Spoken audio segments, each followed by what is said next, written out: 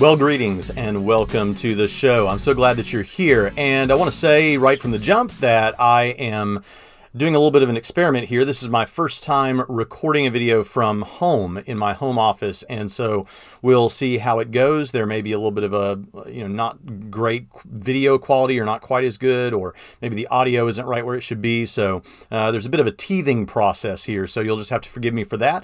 Today, also, I should say in the beginning, if you believe in what we're doing here, perhaps you have watched Trinity Radio or you've just watched my response videos and you'd say, I really do think this is necessary because there are a lot of atheist videos out there that need to be responded to. And I think that the way this guy's doing it is worth my time to watch and might be worth my time to support.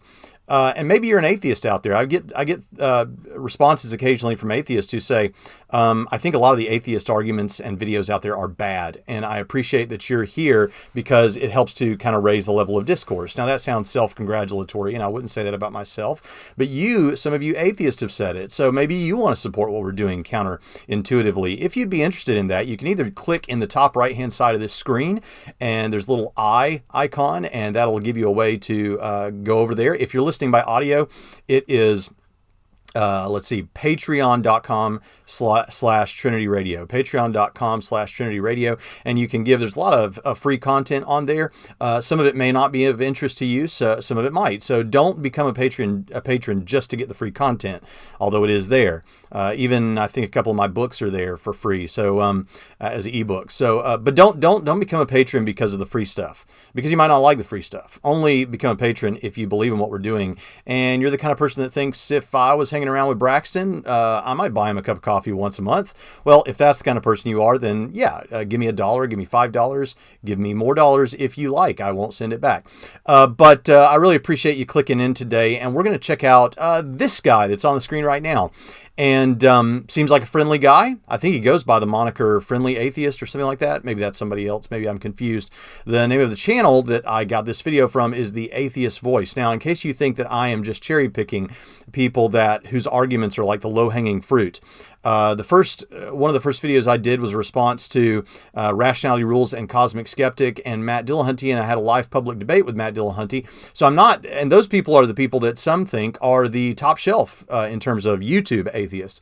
And so I'm not trying to cherry pick the low-hanging fruit, but I'm going after the ones who have the biggest channels and are saying something that I think needs to be responded to. And according to some atheist videos out there that list the top atheist YouTubers, this guy's close to the top, along with some others that I've already responded to. So that's who I'm picking. And he gives us 20 short arguments for God's existence. And we're going to see if during the course of these 20 short arguments, I give up my belief in theism and become an atheist. We're going to find out whether these arguments are all that compelling. I mean, remember, when you talk to Christians, we've got all these major theistic arguments that have been around for hundreds of years, if not thousands of years, and we have people working on these things all the time, and we've got philosophers and even some scientists dealing with these things, and so we're going to find out whether these arguments that we're being presented with can knock all those down and hold up the flag for atheism, such that it would be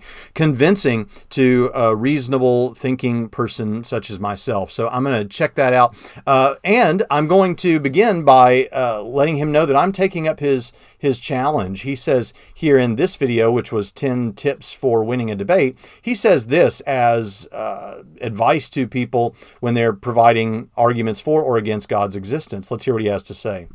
Explain it to me like I'm a child, because I don't think about this stuff. I don't get it. So make me understand it. And I promise you that if you make me feel smart, like I've thought about this stuff and I know what you're talking about, I'm more likely to want to side with you. All right, so that's great. So he says, and by the way, I'm not saying this to make a joke. I actually do think that this is good advice. Preachers have been told in seminaries for years that, at least in certain contexts, pick out 10 or 11-year-old kid on the front row and preach to that kid, and then you'll hit everybody. So I agree with him that we want to make things understandable, and that's one of the things that I try to do, maybe sometimes more successfully than others. But he says, I have a hard time understanding some of this stuff, so put it in a way that I can understand. All right, sounds good. Let's try to do that, but let's listen to what you have to say first and see what we think about it. There's no evidence. Okay, the first thing he says is there's no evidence. Well, this is an assertion, after all. Some atheists are willing to say, you know what, there is evidence. We all have the same information before us, and that can be used as evidence for or against God. The question is the evidence compelling? And I like what Mike Winger once said in his debate with Matt Dillahunty as well. He said, my job is not to convince you. My job is to present compelling arguments, and your job is to be convinced by compelling arguments. If that's not exactly right, Mike, sorry about that, but something along those lines. And there really is good evidence. The question is whether or not you think that that evidence is compelling when framed the right way. And of course, on this channel and on similar channels, we've tried to present really good arguments from almost every field of inquiry. We've got philosophical arguments, historical arguments, arguments that are inferences from science. We've got arguments from personal experience. And by the way, not all of those are as laughable as some people like to make them out to be. We've got all kinds of arguments for God's existence and specifically for the Christian God, once you consider the historical case for the resurrection and, of course, the experience arguments. So we've got all kinds of arguments and evidences and reasons to believe. So, you know, I don't know quite what to say about this, except that this first point is merely an assertion. He's just knocking it down. He's not actually taking the time to deal with these arguments and to show what's wrong with them. And until you do that, we should look at a claim like there's no evidence as just a mere assertion. That's all it is. And that which can be, what is it that Hitchens used to say? That which can be asserted without evidence can be rejected without evidence. Although I've mentioned several arguments that you could consider here. So let's move on to his second one. God doesn't stop the evil in the world. In fact, if you read the Bible, God committed plenty of it. Okay, so, well, let's go ahead and hear number 3 as well. Drowning just about everything alive, not a sign of love. Okay, so what I want to do here is, rather than repeat something that's been said elsewhere, there is a very attractive Christian apologist out there who looks a bit like Jason Statham. I think he probably hears that a lot. And in one of his best videos, he responds to this criticism, which is really the argument it's an argument from evil. But that's a very nuanced issue. And I am going to get through the rest of this video, but I want to give you a little bit lengthy answer to this particular question about evil and why doesn't God stop evil and what about things that happen, issues of judgment. And so what I'm going to do here, I've been looking for a video where I could respond to that, so this is my chance. So I'm going to let this really good-looking apologist that looks a little bit like Jason Statham go ahead and answer that question now, and then I'll see you on the other side. Why does God allow bad things to happen in this world? Usually this is referred to as the problem of evil, although sometimes it's referred to as the problem of pain or the problem of suffering.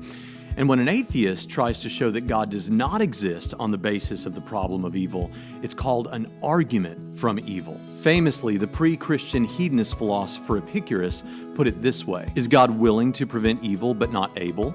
Then he is not omnipotent. Is he able but not willing? Then he is malevolent. Is he both able and willing? Then whence cometh evil? Is he neither able nor willing? Then why call him God?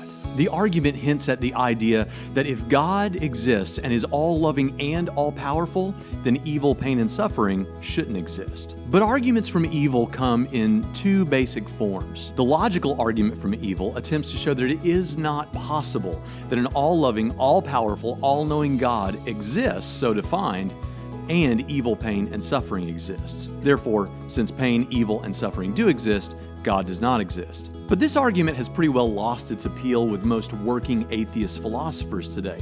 For example, William Rowe says, some philosophers have contended that the existence of evil is logically inconsistent with the existence of the theistic God.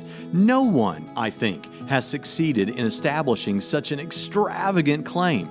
Indeed, granted incompatibilism, there is a fairly compelling argument for the view that the existence of evil is logically consistent with the existence of the theistic God. But an evidential argument from evil is probabilistic, and while it's much less ambitious in terms of its claims, it's a little more difficult to deal with. This argument isn't set forth to show that it's impossible that God exists, but that it's less likely that God exists given so much pain, suffering, and evil, particularly gratuitous evil, from which no other good seems to come.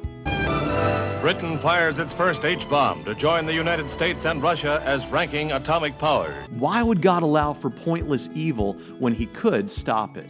Rowe puts it this way. Premise 1. There exist instances of intense suffering which an omnipotent, omniscient being could have prevented without thereby losing some greater good or permitting some evil equally bad or worse.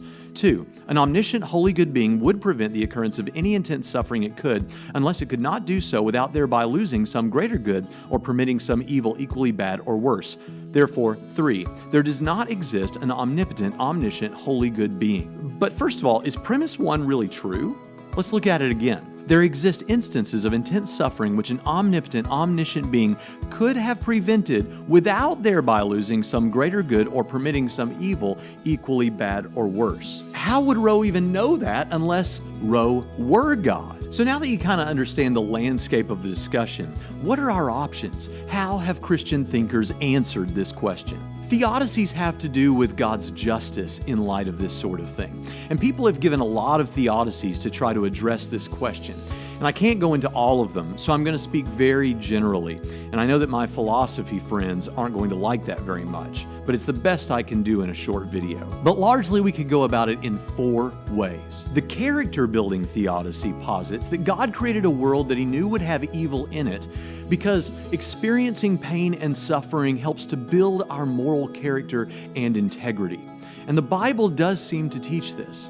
In Romans chapter 5, verses 3 through 4, it says, "And not only this, but we also exult in our tribulations, knowing that tribulation brings about perseverance, and perseverance, proven character, and proven character, hope." So the character-building theodicy does enjoy biblical support, no question about it. The heaven theodicy says that even though we're experiencing pain and suffering in this world, at least for believers, we're going to experience one day the bliss of heaven, and this will all have been a vale of tears. Revelation 21:4 says, "And He will wipe away every tear from their eyes, and there will no longer be any death. There will no longer be any mourning or crying or pain. The first things have passed away." The Reformed theodicy says that God created a world with evil, pain, and suffering in it because He's going to use those things as a part of His redemptive plan and ultimately to glorify Himself.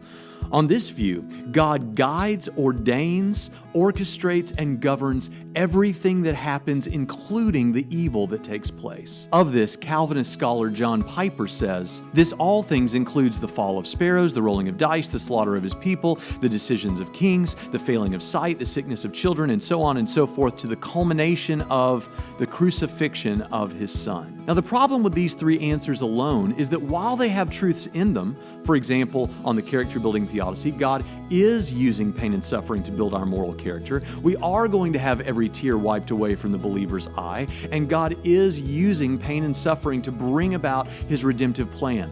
If left alone, if left where we are right now, God is still the ultimate source of evil in this world. But how could that be of a good God? As far as I'm concerned, that is still something incompatible in these theodicies alone. But fortunately, there's one more answer that we haven't discussed, namely the free will theodicy. Many of us believe that God created man with the genuine ability to choose among options, that he has free will. And further, it seems necessary to believe that real freedom is necessary for real love. Without real freedom, you don't have real, genuine sacrifice to give of yourself for the good of another, which seems to be central to love. Jesus said we're to love God and to love our neighbors as ourselves. And it's not a very good fairy tale of love if I force my wife to marry me with a gun to her head. In fact, this makes perfect sense of the tree in the garden that skeptics think seems to be some kind of divine trickery. The tree afforded our original parents the opportunity to freely choose to obey God, sacrificing the fruit, or disobey Him and serve themselves by eating the fruit. This was all necessary so that real love relationships could be possible, which is what God wanted. The problem is that if you give man real freedom, you can't force him to freely always do the right thing. Are you trying to kidnap me? He's going to sometimes choose the bad. He's going to choose poorly. Thus, all evil, pain, and suffering, and even including natural disasters, ultimately is laid at the free choice's of man, and everything good that happens comes from God. Yet God can use the pain, suffering, and wickedness that comes from free actions ultimately to build our moral character and integrity. And He will wipe away every tear from the believer's eye, and He is orchestrating all of this toward a redemptive plan, but He's not the source of the evil that takes place in this world. That's on us. And as for Roe's question of why God wouldn't prevent certain gratuitous acts that aren't going to be used toward some ultimate good, how could Roe possibly know that? Roe isn't God. Two final thoughts that are of the utmost importance.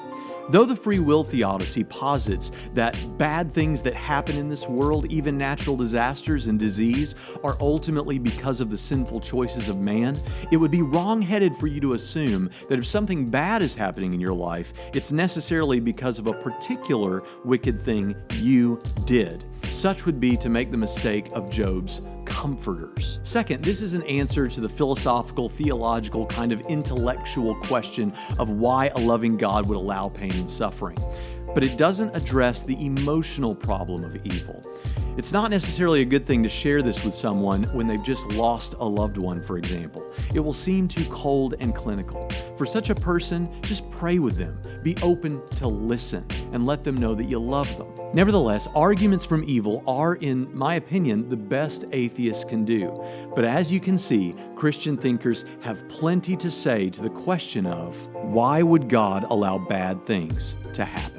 Now, you'll also recall that, I hope you enjoyed that, by the way. That is that's my favorite video on my channel, but it was released before my channel really got the attention that it has right now, which is still not as much as I'd like. Again, share those videos around, but if you'd like to share just that video, if you'd like to just share that specific video, the shorter one on just the argument from evil, you can go to my YouTube channel at youtube.com/BraxtonHunter and type in something like, why does God allow bad things to happen to people, or something like that, and you can find it there and share it around. It's, again, my favorite one. But he also says something here at the end.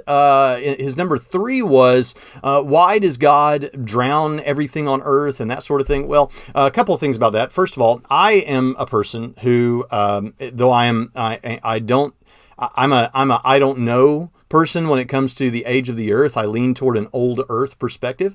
However, I would say, and we'll come back to that in a little bit, but one thing I would say is that even though I specifically am a believer that the whole earth was flooded, there are theologically conservative evangelical thinkers who are highly academic, who believe in a local flood. So there's more nuance to that discussion than this guy's aware of, or at least that he's presenting here. But secondly, even if we did just assume that the whole earth was flooded, as I think it was, and that everything on it died except for Noah and his family, there's a couple of things about this. First of all, you need to understand that there's two aspects to God's nature that we need to consider when we're looking at an issue like this. One is God's love, but then the other key is God's justice. And if you hold both of those things together, then you get an answer to a lot of things like this. For example, justice is a good thing. In fact, a lack of justice is a bad thing. So take, for example, Adolf Hitler. Let's just say that Adolf Hitler was captured, and we decided as a conglomerate of nations involved in that we would just give Adolf Hitler a hug, tell him not to do it again, forgive him, love him, because that's, of course, the right thing to do, right? And then just let him go and let him live his life. I mean, after all, isn't that the most loving thing to do? Well, it might seem to be. I would even argue that this isn't the case, but it might seem to be an expression of love, but it certainly would not be an expression of justice. And because it was not an expression of justice, because justice was not done with respect to Adolf Hitler, then actually what we have there is a bad state of affairs. We would say that that was not morally good. That was bad. So when we consider God, a good God, a maximally great God, would not just be a God of love, but he would also, if he's going to be a good God, would be a God of justice. And he would act justly so that sin is punished and evildoers receive what they deserve, right? So that justice and love is both very important. And so you have to keep both of those in mind when you're going to consider an issue like the flood. Now, you might say, well, yeah, but what about the children that died in the flood? Surely there were children and people that were not yet at a point to be wicked people. Well, remember, if you're going to do an internal critique of Christianity, then you can't accept certain aspects of it, like, well, maybe there's a God, but then I disagree with what God did here. You've got to put on the clothes of the Christian worldview and do an internal criticism and take a look at what the worldview itself says if you grant that it's all true. Now, again, you don't have to grant that it's all true, but to do an internal criticism, you do have to grant it all. So, for example, if we were looking at the Lord of the Rings series, if we're going to talk about whether or not the Ghost Army in Return of the King that came through and basically won the battle for everyone, whether that particular thing made sense in light of other things in the story, you couldn't just say, well, okay, I'm going to grant that all these other elements in the Lord of the Rings series are true, but I don't believe in ghosts, so that doesn't serve as a good answer. That's not what you do. You get yourself into the story. You grant that, okay, we're in a world where apparently ghosts are possible and all these other elements are there, and do an internal criticism. Of course, outside of the story, you don't believe in anything really in the story is actually happening or much of it is possible. That's not the point. The point is, if you're going to do an internal criticism, you've got to get internal. And so if you're going to do an internal criticism of the flood, then what you've got to do is you've got to say, okay, there is a God who is a God of love and a God of justice. Now, does the picture make sense of that, given that that's true and the other elements in the story are true? One of the other elements in the story is that God is a good, just God, and that there is an afterlife, that there is going to be more beyond death. Internally, that makes sense of this in an incredible way. For instance, when we consider death, like the death in a flood, for many people, particularly secularists, because this life is all we have, YOLO and all that, the fact of the matter is, death seems like one of the worst imaginable things. Maybe there are certain types of living suffering that are worse than death, but many people think that death is like one of the worst things because it's the finality, it's the end. And so we all the debates about this aside, we have death penalties and things like that for people that produce a lot of death and kill other people. But if you're a Christian, then you realize that death is not the end. And whatever pain or suffering might be experienced in a community because of the sins that exist in that community, then these children may have died in a flood. And I'm not trying to minimize that. For every person, we're going to one day die if the Lord does not return in our lifetime. For these children that died in the flood, you know what's going to happen? They're going to wake up in the arms of a loving Savior. And if they were a part of a culture that was engaging in pagan idolatry, for example, and they might have grown up to be a part of that culture that engages in pagan idolatry, well, guess what? Now they're going to wake up in the arms of a Savior, and at least on my understanding of Scripture, they're going to live forever in the presence of a wise and loving King. And so this actually turns out to be benevolent given the situation and the circumstances on earth at the time. Now, obviously, I don't want to ever see children experience pain and suffering and things like that, but you know what? The fact of the matter is, I don't see everything from the perspective that God does, and I don't know what He knows. There's a particular YouTuber that always loves to ask the question, well, would you rather, if you were in charge of the flood, would you rather have God just poof everyone out of existence, kind of like a Thanos snap, or would you rather have them drown in a flood, which can be obviously a great deal of suffering involved there? Well, if it were up to me, I would probably poof them out of existence. But I hesitate to answer the question because I'm just a guy, living in Evansville, Indiana. And I'm not privy to the facts about all these things that God is privy to. So all of that is very important. But the key element to this is you've got to keep both God's existence as a God of love and a God of justice in mind when you consider these things. So let's continue. The opening lines of the Bible are factually wrong. Okay, is that true? Well, the opening lines of the Bible are, in the beginning, God created the heavens and the earth. Whether that's true is what's up for debate. So if you're going to, that would be circular reasoning if he was going to use that as evidence that, or an argument that God does not exist, right? So the circular reasoning aside, I'm going to give him the benefit of the doubt and assume that what he's actually talking about, sorry, I got to take a sip here. I'm at home, so this is Diet Coke out of a mason jar. That's how we roll. But I'm going to assume that he's talking about the whole first chapter of Genesis. He may even mean the first few chapters. But if he's talking about the first chapter of Genesis Genesis chapter 1, I don't know how many times I have to say this, but there are multiple genres in the Bible. So if this is your first time watching a video that I've done, it's a bit like pointing at a bookshelf with some books of poetry, some books of history, some books of that are biographies. You've got all these things up on the wall, and someone points at that and says, should that be taken literally or should that be taken poetically? Well, it's a difficult question to answer because you're pointing at a bookshelf where there are a lot of different books, and there's no real way for me to know which book you're talking about. I don't know how to answer that question because there's a lot of books. I can't make a blanket statement like that.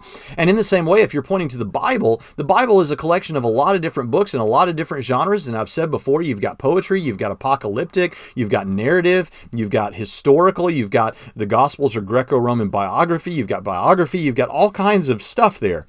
And so when we go to Genesis chapter 1, what's before us is to figure out what genre of the Bible is this? What genre of literature is this? Should we consider this? By the way, you can maybe hear my dog barking. That's Indiana. We named the dog Indiana. But you've got these different genres, and you've got to decide what genre is that exactly. And so people have struggled even long before this argument about science and how it squares with Genesis 1 in the modern times. Way back in church history, you've had arguments and discussions over how we should understand Genesis 1. Is it a literary framework? Is it how the young earth creationist takes it, which is apparently how this fellow takes it, which is that it's more of a straightforward history of what happened? Is there a day-age theory going on? Is the gap theory true? What else could we have? Is it like John Walton's literary framework where you've got this material versus formal creation? There are all kinds of options on the table, and these are not like get out of jail free cards for Christians. Many Christians will be happy to just tell you that it's a straightforward historical reading.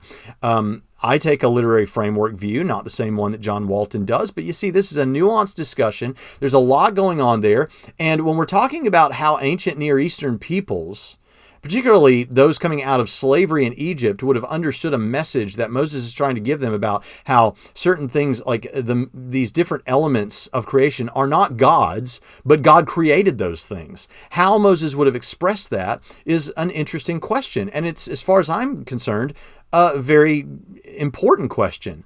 But the idea that you read it woodenly just really goes back to this issue that a lot of atheists come out of fundamentalist sort of, and I mean fundamentalist in probably not the most happy way, but very wooden readings of the text, where it's like, everything has to be taken literally, even though much of the Bible is not meant to be taken literally. Much of it is.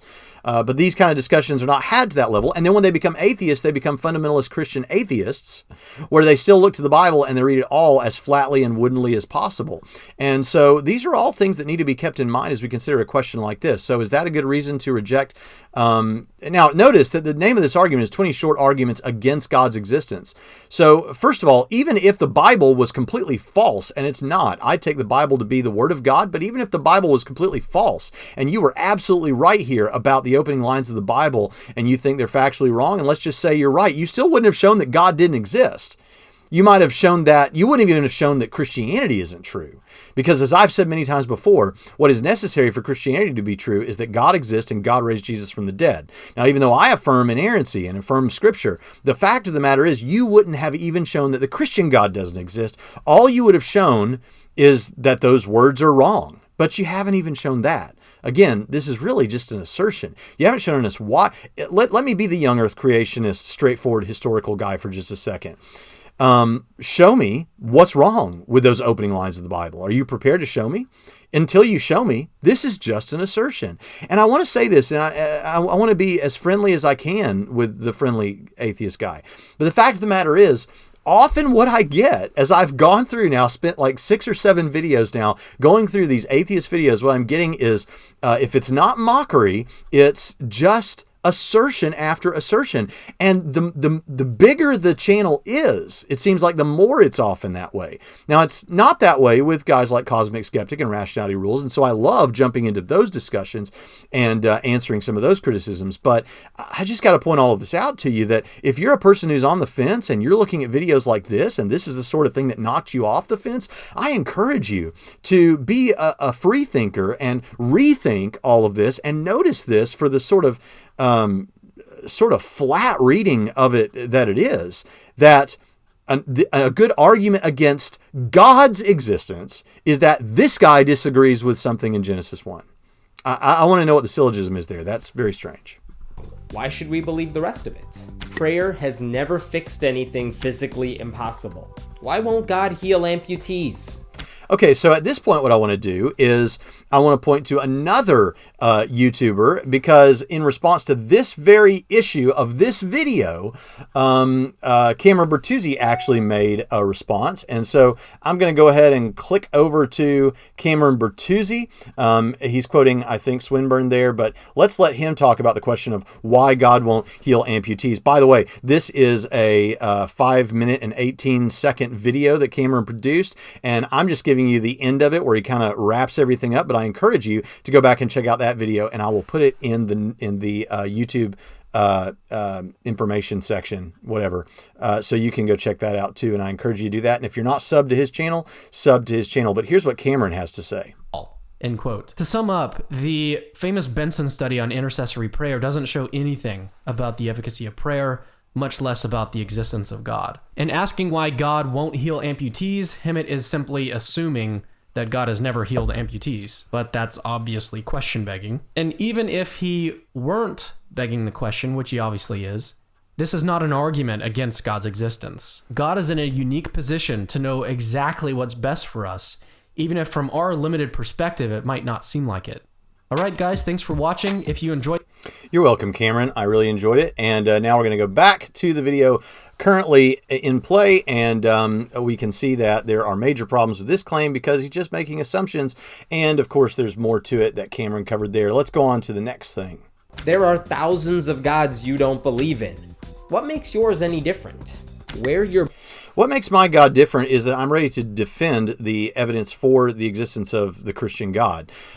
So on the surface of it, if I just gave something like the Kalam cosmological argument, yeah, a Muslim could take that argument and run with it and say that's evidence for Islam, insofar as Islam is a theism, and so you have evidence for theism.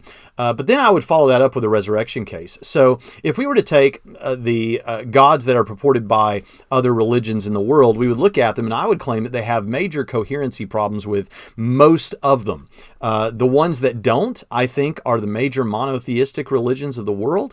And among those, you basically have Judaism, Christianity, and Islam. And since Christianity affirms Judaism and Islam, now here's the thing, Islam sees itself as coming after Christianity and adding more to the story, answering more questions, giving you the fullness of Allah. But what I want you to understand, and don't misunderstand what I'm about to say here, this would be a bad time for you to phase out. Of those three dominant major monotheistic religions of the world, Judaism, Christianity, and Islam, all three, at least on paper, point to the God of Abraham as the one true God. That's very interesting, isn't it? Now, I don't believe that necessarily we're all worshiping the same God, because that God can be described very differently. And in my response to Sam Harris, I gave some reasons why I think that God, as described by Islam, is actually has major logical problems. So you can go check out that video and see why that is. But that then would leave the God of the Jews and the Christians. And of course, again, Christianity affirms Judaism, but then believes that the Messiah has come in Jesus. And we would present a resurrection case. If the resurrection case goes through, well, then our God is the one that should be believed. You see, we're not just brushing off the other gods. Christian thinkers who are serious about why they believe what they believe have considered these other God claims. Myself, for example, I teach a class on major world religions in which we look at least the major religions of the world and how they picture God. So the reason that we affirm the God that we affirm is because we see that it's logically defensible and makes the most sense. Christianity is the most defensible worldview. And so for that reason, we believe in this particular God that we believe in. Now, what I want you to understand again is we're on number 7 here now. And so far, we still haven't heard a good reason not to believe that God exists. Why is it the case that just because there are a lot of different God beliefs in the world, that one of them can't be right? Is that really an argument against God's existence? Or is that just, that's not an argument for anything. I don't understand it. You could have perhaps structured it more as an argument, like why does God allow for this or something like that. But you didn't do that, and of course the free will theodicy would answer that. So again, please, you folks that are on the fence out there listening to this is one of the biggest YouTube atheists. This is one of the champions of the cause, and I want you to notice how shaky this stuff is, how it just doesn't hold up. And I don't mean to be rude to you, the person who made this video. I'm just saying that this video currently has 280,171 views, and I'm sorry, that means it's getting it's making waves. And I just look at it and I shake my head and I think, what is going on in the world that this passes for an argument? Let's keep going. You're born essentially determines what you believe. Why should the truth be based on geography? The truth obviously is not based on geography. The truth, where you're born, doesn't change what the truth is. It's almost like he's saying what's true for, Christians is in the modern Western world is Christianity. What's true for people living in Turkey and other, Middle Eastern countries might be Islam or Judaism. And what's true for other people? Yeah, there is only one truth about the matter. I think you would agree. We can't all be right, and we might all be wrong. I don't think that we are. But the fact that there are a lot of people that believe a lot of different things and live in a lot of different places doesn't mean that the beliefs of a particular group of people who happen to, overwhelmingly live in a particular place, which isn't even necessarily true. I mean, do you know how Christianity is growing in China, for example? I mean, it's unbelievable. But yeah, where you're born is going to set you up to have a greater likelihood, at least in general, to accept the beliefs of the people that live in that particular place. Does that mean that the beliefs of this place or that place are false because people in other places believe other things, or yours is more likely to be true because you live in a particular place? That makes absolutely no sense. Unless, is he wanting to say something like, you only believe this, Christians, because you were born perhaps in the modern West? Is that what you want to say? If that's what you want to say, then that is to criticize the view based on how the view emerged. I came to be a Christian because I was born in a largely evangelical region and to evangelical parents. Therefore, God doesn't exist? I mean, that makes absolutely no sense. That would not demonstrate that God doesn't exist. On top of the genetic fallacy, I mean, as I said in the last video that I did, I may come to believe that the earth is more or less round because I read it in a comic book. And reading things in comic books is a terrible reason to believe that certain things are true. But even if I came to believe the earth is round only because I read it in a comic book, I'd still be right, wouldn't I? So you can't criticize the view based on how I got the view. You've got to criticize the view on its own merits. Again, this isn't even a good argument against Christianity, much less is it a good argument against God's existence. Let's keep trucking. Who created God? And how does your answer to that make any sense? Okay, great question. So what I want to do here is I want to run over to, that good-looking Jason Statham lookalike apologist. He had a debate in which someone asked him this question. So I want to go ahead and let him answer this, and then I want you to hear what Matt Dillahunty has to say directly after that. So let's hear this answer to the question of who made God. Lastly, you asked, what about the cause of that? Kind of like the old question, who caused God or who created God? If God exists timelessly, the only kinds of things that need beginnings or endings are temporal things, things in time. If God exists timelessly, then he needs no beginning, and he just exists. Yeah, and I can actually chime in and help for half a second. So I spend as much time probably talking with atheists about how to have better arguments and not make mistakes as I do arguing with theists. The Kalam cosmological argument was specifically designed to avoid a circular pleading in the original cosmological arguments, because the original was everything has a cause for its existence, and then of course the response is, well, what's God's cause? So now you rework, and the Kalam became everything that begins to exist, so that you can exclude God because God didn't begin to exist. It still has the problem that you're pointing out at the second layer, but it was designed to avoid that. And that's Can you demonstrate that that was the original Kalam? No, not the original Kalam. The Kalam was designed... The original cosmological argument? Well, I'd have to go look up their versions. Maybe you could send that to me later after. Sure, and I could be wrong, but that's the way I was taught, was that there were, so there is no the cosmological, there's a category of cosmological arguments, and a version of that began with everything has a cause, And then the kalam was everything begins. This line's a little bit longer, so we'll do. Okay, so what I want you to see here is that this is such a bad response to the existence of God that even people like Matt Dillahunty and others recognize that now. It was one of the major problems with the God Delusion book, and I think it's one of the things that Michael Roos actually pointed out about Dawkins and about that book, and it's one of the reasons that Michael Roos said something like, things like that make me embarrassed to be an atheist. I mean, really, that's how bad it is. So Dillahunty's reason for saying that's a bad response was terrible, because I like Dillahunty. I hope he would consider me a friend, or at least a friendly adversary. But the fact of the matter is, his response to it is, well, because there was originally this other cosmological argument that said whatever exists needs a cause, and so Christians came and reworked that to whatever begins to exist. I'm still waiting on a demonstration of that, and I think it's fair to say that though I asked him to send me the evidence of that, I never got it. And so that's just something that got touted around, and frankly, since the debate that I had with Dillahunty, I haven't heard any atheists saying that. Maybe that resolved it because they can't find evidence of that. But he was right to point out that the Kalam cosmological argument says whatever begins to exist. But he says it still has a problem at the deeper level. In other words, the problem is still there, but Christians have tried to circumvent it, and perhaps Muslims have tried to circumvent it by adding this begins to exist. Whatever begins to exist needs a cause. But as I said in the response there, the reason that whatever begins to exist, the reason that God doesn't need a cause, and you don't have to worry about this question of where God comes from, is because our physical universe is a universe of space, time, and matter.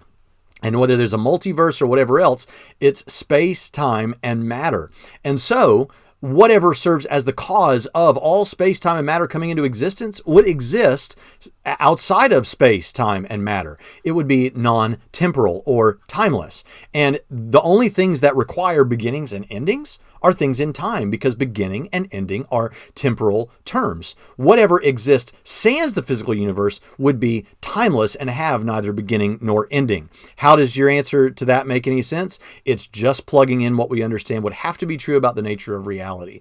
So that, again, you heard it from Matt, that he said, I spend as much time telling atheists how to make better arguments.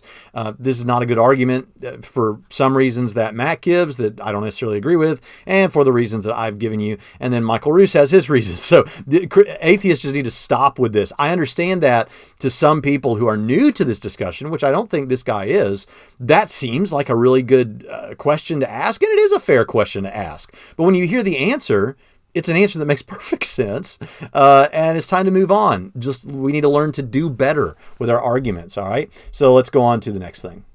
Pediatric cancer. Unconditional love shouldn't come with a list of conditions. Okay, so first of all, we need to understand that the pediatric cancer issue, that is an issue that I think is addressed in the problem of evil, arguments of evil discussion that we've already had, and all those kinds of things. I will say here that so whenever we think in theology about God's, about certain acts of evil, we can say this. We can say that there are two senses in which we can understand God's judgment. On the one hand, there is active judgment. On the other hand, there is passive judgment. Anytime anything bad happens in the world, it is in a sense, indirectly, a passive judgment of God on mankind because of sinful humanity. It doesn't mean that when a particular person is experiencing pain or suffering, that it's because of something they did. But what it does mean is because mankind fell, all of creation fell, and as a result, bad things happen in this world. But it doesn't mean that God is actively bringing every specific bad thing that happens as an act of judgment. It's just a passive judgment because of what we did. And I do think that when we experience anything bad in this world, sickness, pain, illness, whatever the case may be, that is in part a part of a passive judgment of God. An active judgment of God would be something like Sodom and Gomorrah. And again, you can't have too much of a problem if you believe that justice is a good thing that a maximally good God would have, so that we wouldn't just give Adolf Hitler a hug and then let him go. We would bring some kind of a judgment on him. Then you understand that this is perfectly acceptable. So active judgment would be where God is bringing a specific act of judgment on a person or group of people. Now, the thing is, the problem I have is when certain Christian ministers say that when something specific happens, like Hurricane Katrina, well, that was God judging, New Orleans for the sins of homosexuality and abortion. Well, that'd be a really strange place to judge America for those particular sins, New Orleans. I mean, that doesn't seem to make a lot of sense. Secondly, how does the particular Christian minister know? We don't know which acts or which things might be active acts of judgment on mankind. We don't know that. And so whenever someone says that, they may be impugning God with something that God did not actively bring that judgment. So that's something to keep in mind. But the passive judgment, the bad things that happen, do happen because God allowed us to make free will choices, and all of creation fell as a result of that. Now, you can say all that's nonsense, and that's fine. You can believe whatever you want to believe. But the fact of the matter is, this is one of the answers that Christians give, and it's an internal answer to how is it? Because listen, all we have to do to show that God is not necessarily non-existent, or that there's some contradiction in his nature between being all-loving, all-powerful, and there being evil in the world, is to show some philosophical defeater, some answer, whether we know it to be true or not, that would actually make sense of his allowing certain things. And we have that with these arguments from evil, and we have that in understanding the difference between, or the at-onceness of love and justice, and we have that with understanding passive versus active judgment of God. So it doesn't, as I said before, answer the emotional problem of evil.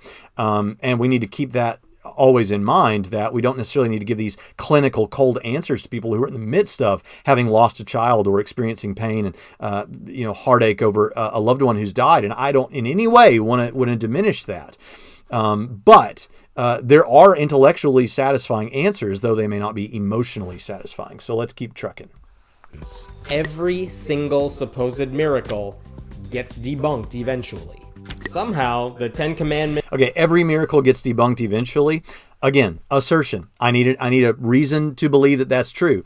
And guess what? Even if that were true, which it's, I think, demonstrably not true. But if it were true, first of all, you understand there are atheists out there. Let's take the most obvious miracle of all, the resurrection of Jesus. There are actually atheists out there who will tell you, don't try to come up with a competing hypothesis for the resurrection. And the reason they won't was because we can use the criteria of historiography to knock down almost every one so far, every competing explanation for the facts surrounding the resurrection of Jesus. So right there off the bat, we've got a really great miracle that hasn't been knocked down yet by science or whatever else you want to present. But there are plenty of, again, check out Craig Keener's massive work on miracles. Fantastic work that gives you a litany of examples that you can work through. But again, we didn't get any of that from this guy. We just got the claim. But guess what? Even if you were right and there were no real miracles, does that mean that God doesn't exist? Now, again, I believe that the Christian God exists and miracles do happen. But I'm just saying, just logically, would that serve as one of your 20 short arguments against God's existence? No. You could still have some sort of a deism where God's just not doing anything. I don't think that's the case, but I'm just showing you that these things are so bad. Just so shaky that, and again, I don't mean that as offensive toward this particular person, but I do want to punch back pretty hard because I think these things are things that move people toward atheism, and it's just silly. Again, it's really just silly. Left off, don't rape people, and slavery is not okay.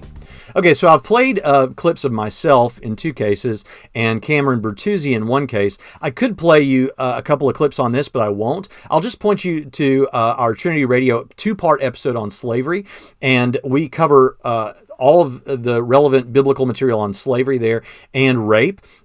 This is just what he's trying to indicate is that the Bible seems to allow for or condone slavery or rape, and we deal with all of that in 2. We have 1 hour on slavery. I don't believe that there's God endorsed slavery or allowable slavery in the Bible. I do believe there's servanthood, and then we have an hour on quote unquote rape. There are stories about rape in the Bible, but the question is, are there examples where this is a good thing or condoned or allowed for in any way that would tell us that God is encouraging this? And I don't think there is. We walked through that. So I just encourage you to check out that 2-part deal on slavery on Trinity Radio, and I think you'll find, I hope you'll find the answers you need there. But again, would that show that God doesn't exist? If he was right that there's a problem there, would that show that God doesn't exist? Again, I am a Christian theist who affirms the inerrancy of Scripture, so I'm happy to tackle those issues and have done. However, just logically speaking, what would it show if you were right? It would show that the Bible has errors in it, which I don't believe. But in your web of beliefs, your belief in God and the resurrection of Jesus are more central to Christianity than even that. I mean, if God exists and God raised Jesus from the dead, Christianity is true, period. So this wouldn't even satisfy what your claims are as it relates to Christianity, and certainly not as it relates to God's existence in general. Movies and music that honor God are just awful. Okay, so I'm going to agree with him here that there is a lot of bad Christian music and Christian movies and stuff like that. If what we're talking about are the ones that come from Christian, recording companies and Christian movie production companies and things like that. But that is, first of all, I want us to bifurcate between stuff that is the contemporary, quote unquote, contemporary Christian music scene or movie scene on the one hand, and then just good Christian stuff that may not be part of that Christian entertainment world as well. I mean, obviously Christians have produced incredible works of art, incredible films, incredible music out there that may not go under the banner of contemporary Christian film or music, right? We need to understand that. Further, there is some stuff under the contemporary Christian music banner that is actually really, really good. And it may not always have the highest production value, although I think the Case for Christ film is phenomenal. I think the production value is there. I think the story is great. I just love everything about it. And people might expect me to say that as I know Lee Strobel, but I really do believe that. There are some where it's a pretty good movie, all things considered, but the production value isn't there. And certainly with music, there's great stuff. But I'll tell you right now on Amazon Prime, if you have an Amazon Prime membership, there's a movie about the life of Rich Mullins. He's the guy that wrote that song, Our God is an Awesome God. And there's a movie about his life. Now, again, the production value, not that great, but the story is really good. And it shows you someone who was struggling with this very issue, who was an artist who was struggling with having his own art form that he thought honored God and was good, and at the same time trying to deal with the contemporary Christian recording industry and trying to navigate that. This is a guy who had no interest in being rich. I mean, he wanted his accountant only to give him as much money as an average American made, and he never even knew how much money he got, and spent a lot of his life working with Native Americans. And so this is a really, really great guy. And guess what? This is going to be an unpopular opinion, but if you check out Third Days live, it's on one of their worship albums, one of their live versions of Rich Mullins' song Creed, which is the Apostles' Creed.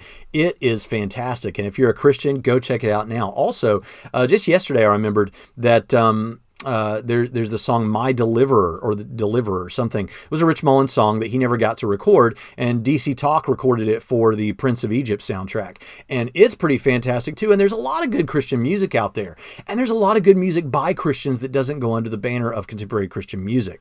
But now, putting all of that aside, let's ask ourselves the question: bad Christian music, does that mean that God doesn't exist? I mean, seriously. I almost can't even say it with a straight face. You folks that are on the fence, come over to our side, come off the fence, because if this is the sort of thing you're dealing with, number one, bad Christian music in the 20th and 21st century is supposed to be an argument that God doesn't exist. Not just the Christian God, but that God doesn't exist. I mean, again, what's the syllogism for this? How are we going to put this into a logical form? I don't know what to say. I mean, I think let's give him the benefit of the doubt. And here he was just trying to make a funny point about bad Christian entertainment. And if that's your point, great, fantastic. But as one of your arguments, I mean, come on. I don't even know. I don't even know.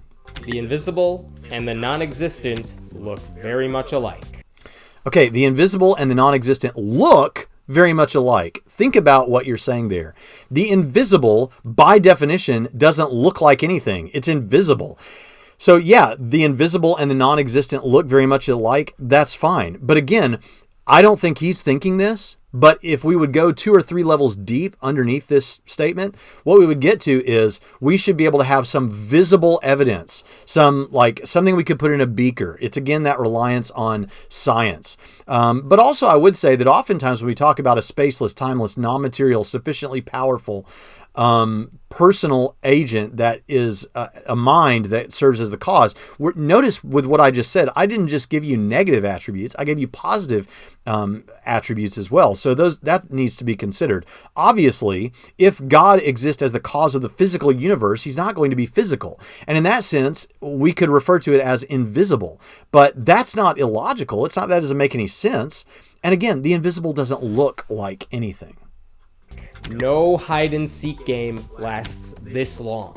Okay, so here what we have is a little bit of the divine hiddenness argument, and he didn't frame it as an argument, but that's fine. So let's say something about this. Now, when it comes to why is it that God isn't more obviously present? Why doesn't God show up and make a speech on the White House lawn or somewhere in the world every couple of years just to remind everyone that he really does exist and all that sort of thing? Well, understand that would be if God's only goal was to demonstrate that he exists, so that everyone would know, okay, he does exist. But that's not necessarily all that God's looking for. God is looking for people who want to enter into a relationship with him. And if God knows, and God would know, that in a world with this level of evidence, by the way, evidence from inferences from science and history, philosophy, personal experience, I mean, every physical object and concept in the universe can be used as a part of a case for God's existence that is compelling. As we saw in my video with Jacqueline Glenn, where I used her defecating dog as an evidence for God's existence. If in a world like that, we already have tons of evidence. When you say that God is hidden, I just don't find God to be hidden. I really don't. And even granting, like if you wanted to bring up evolution and all that, I look at my hand and I'm like, there was clearly intention that this is made to grip things. And I know that a lot of atheist scoffers want to say, oh, this is like the old, just look at the trees, don't they look designed? Darn right they look really designed. And even if you took away all biological life, there is still an incredible degree of fine-tuning in the physical universe to allow life to be possible. So there is so much evidence in the world for God. I just don't see it.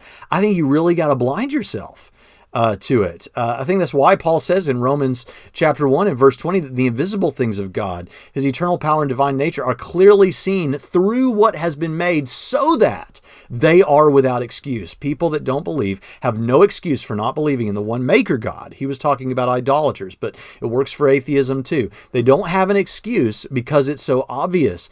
That may be personally offensive to you, but I'm just telling, and I get it. There's a lot of messages out there that can be very compelling, but I'm just telling you, I don't get it. I don't see it. And you that are on the fence, I mean, come on, it's really hard.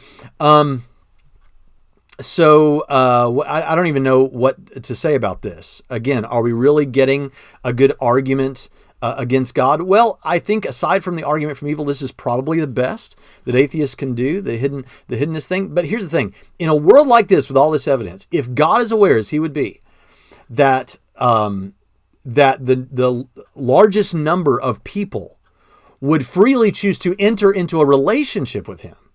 Now, it may certainly be the case that if he were to show up on the White House lawn every 2 years, that the largest number of people would recognize that he exists. But if he knows that in this world, with this level of evidence, that the largest number would freely enter into a relationship with him, then he's not required to give us more evidence than he knows is going to be successful just to meet our whims and fancies. Besides, it may well be the case that in a world where God was more obviously physically, personally present, like making that speech once every couple of years, that may actually turn people away. I mean, after all, Matt Dillahunty said, and I quoted in our debate, that he would still not worship that God. Okay, well, if you're not going to worship that God, then this is all just smoke and mirrors. It means this whole thing it just rings hollow, because you wouldn't even believe. God's only required to give us enough evidence. I don't know that he's required to do anything, but in terms of this argument and taking its thrust of it, God's giving us what is necessary for us to believe. He's not required to give us anything else beyond that, just to meet our whims and our fancies. God's overtures might actually be repelling to people if he was ever present in a way that was less, that was more obvious, like giving a speech. So anyway, there's more on that on the Hiddenness argument out there. I encourage you to check it out. Science explains so much of what we used to attribute to a God. Actually, we used to think things like that the universe was in a steady state theory where it just has always existed. And of course, there are some people that still believe that. But ever since we discovered the background radiation wave from the beginning of our universe, we now believe this universe is not past eternal. Now, for philosophical reasons, as philosophy has advanced, that's science, but as philosophy has advanced, we understand that would be true also if there is a multiverse, of the whole multiverse. So as we learn more, and the level of design that we see, now we actually have better reasons to believe that as we learn more and we learn the numbers, we see how incredibly unlikely our universe's fine-tuning is. That the more we learn about science, the more we learn in philosophy, it actually fits very, very well with theism. And in fact, I see skeptics having to raise that bar of skepticism higher and higher and higher to escape the incredible evidence that we have and retreat into the corners of skepticism. That's why I have pointed out on stage with Dillahunty that when Mike Licona asked him if it were written in multiple languages on the moon suddenly in Hebrew and Greek that God exists, would you at least believe something supernatural had happened? And he says no. And Matt Slick asked Dillahunty, if you saw someone in front of you part an ocean in Jesus' name, would you believe something supernatural had happened? And he says no. That is telling me that we're living in a day and age where skeptics have to raise the bar higher and higher and higher, because while the point is not whether those specific examples have happened, the point is if they did happen, skeptics have had to get to the place where they would say something like, I wouldn't even believe if that happened, because the evidence currently is so good, they're having to say, I don't believe, in spite of the incredible evidence that we have from science and philosophy. So this business about science explaining so much of what we used to attribute to God, I can only imagine he's pointing back to something like what we saw in the Paulogia episode where, we used to think that lightning was, Thor throwing lightning bolts or whatever the case may be.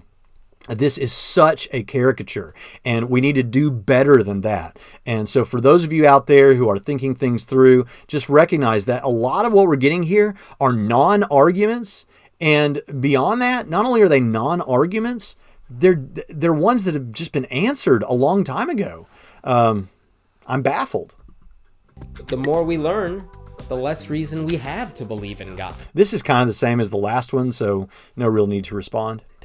If you try to explain your religious mythology to someone who had never heard it before, you would sound crazy. Seriously, try explaining communion wafers to someone who's never heard of Catholicism.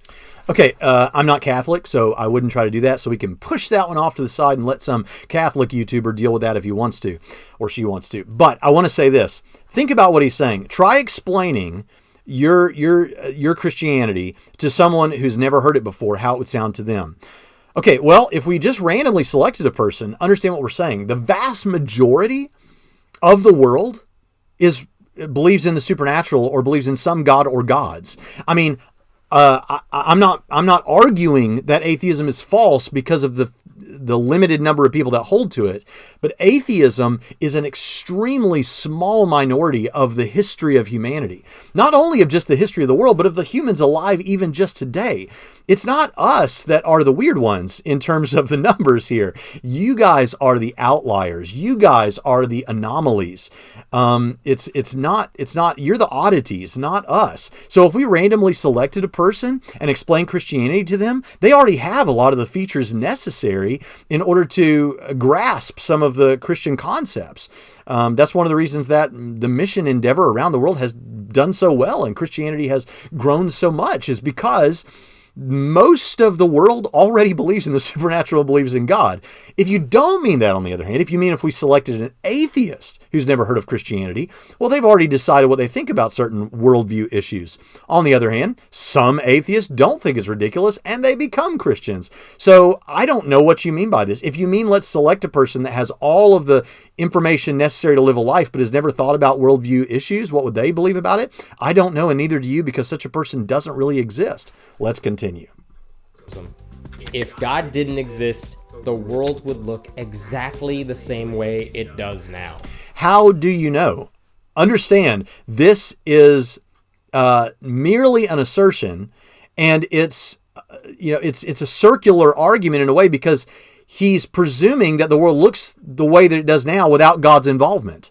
You don't know what the world would look like if there were no God.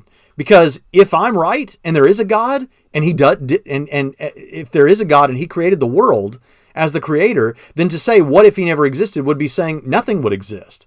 So you're begging the question too. So this is a really this isn't saying anything at all. This is just him saying I'm right. That's all we're saying. So let's continue.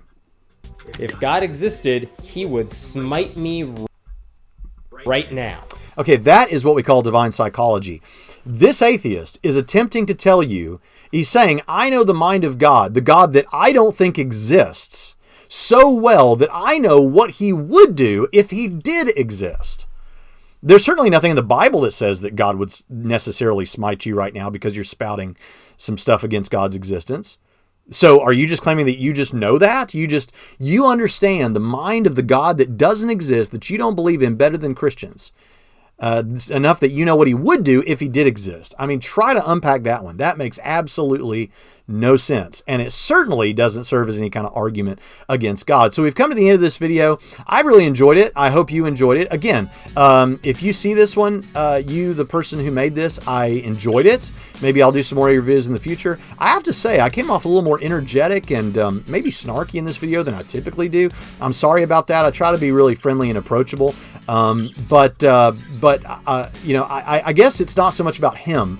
It's about the fact that I see stuff like this is really the stuff moving people, and it's shocking to me. And I think that we as human beings and individuals, thinking people, educated people in the 21st century, the kind of people that have access to YouTube are the kind of people who can do better than this, should not be moved by this sort of thing. So I hope you've enjoyed this video. You can check out the rest of what we have at youtube.com/BraxtonHunter. And again, maybe you want to support us on Patreon, and you can do that at patreon.com/Trinity Radio. And I'll catch you next time on Trinity Radio.